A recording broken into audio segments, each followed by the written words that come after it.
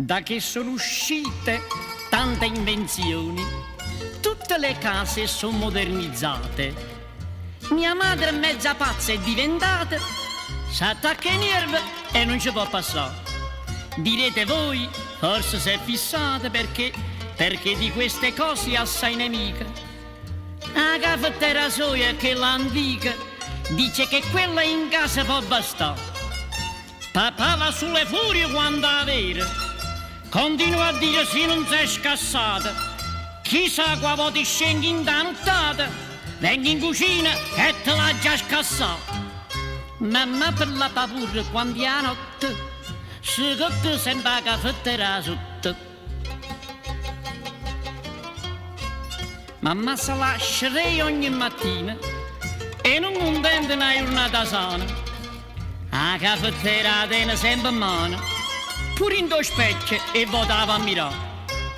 Difatti la caffettiera non c'è male. È vecchia sì, ma polizzata è nuova. Scusate, sì che la può passare da radio e prova, perché ho presente non da funzionare. Papà in certi punti pure a torto, ci voglio un'ora per si fa una tazza.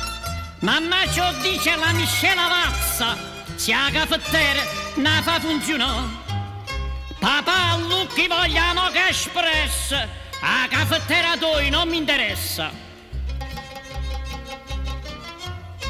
Spesso viene in casa un nostro amico, dice che solo col caffè o prova.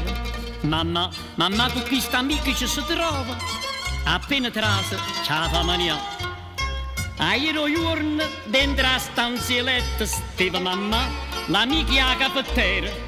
Quello che vi racconto è tutto vero, trasi la porta e vedo che sto qua. Mamma che a caffettiera mi è in mano, l'amica che guardava e sorrideva.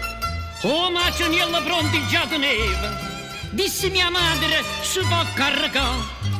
Ma che ne fate voi una moca espressa? Se fecero due tazze ambressa.